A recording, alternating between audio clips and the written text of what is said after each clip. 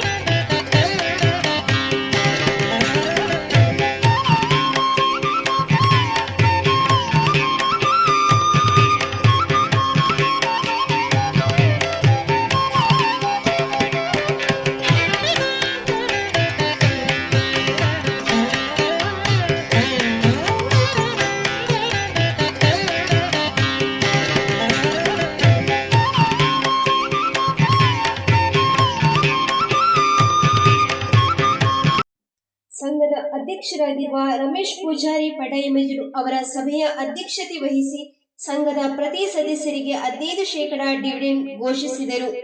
ವರದಿ ಸಾಲಿನಲ್ಲಿ ಸಂಘವು 6,57,48,313 ರೂಪಾಯಿ ವ್ಯವಹಾರ ನಡೆಸಿ ರೂಪಾಯಿ 26,96,875 ಲಾಭ ಗಳಿಸಿದೆ ಎಂದರು.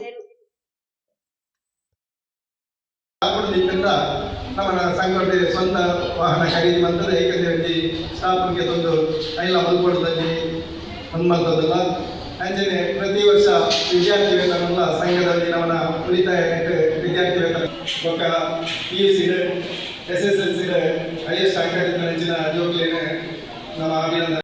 ಸಂಘದಿಂದ ಸಾಮಾಜಿಕ ಚಟುವಟಿಕೆಗಳನ್ನು ಮುಂದುವರಿಸುವುದಾಗಿ ಹೇಳಿದ ಅವರು ಸಂಘದ ಸದಸ್ಯರ ಆರೋಗ್ಯ ಮತ್ತು ಅವರ ಮಕ್ಕಳ ಶಿಕ್ಷಣಕ್ಕೆ ಹೆಚ್ಚಿನ ಪ್ರೋತ್ಸಾಹ ನೀಡುವುದಾಗಿ ಅವರು ತಿಳಿಸಿದರು.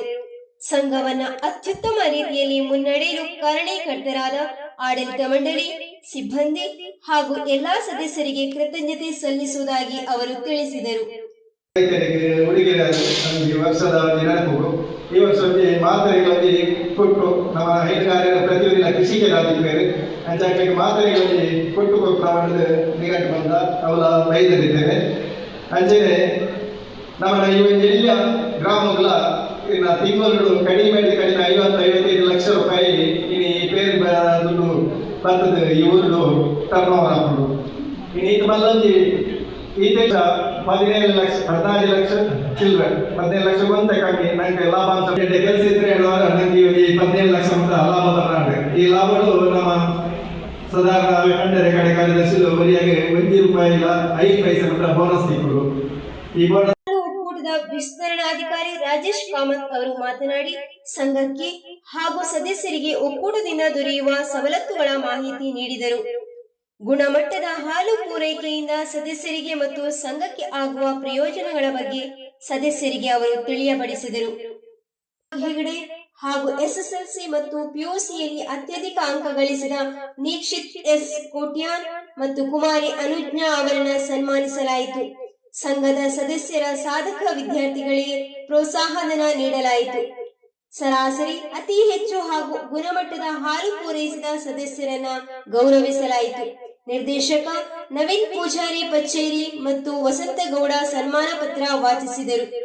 ನಿಧನ ಹೊಂದಿರುವ ಸಂಘದ ಸದಸ್ಯರಿಗೆ ಮೌನ ಪ್ರಾರ್ಥನೆ ಮೂಲಕ ಸಂಘದ ಅಧ್ಯಕ್ಷರಾದ ರಮೇಶ್ ಪೂಜಾರಿ ಪಡಯಮಜಲ್ ಅವರು ಸ್ವಾಗತಿಸಿ ಸಂಘದ ಸದಸ್ಯರಾದ ಹರೀಶ್ ಕುಮಾರ್ ಪುಕ್ಕಿ ವಂದಿಸಿದರು.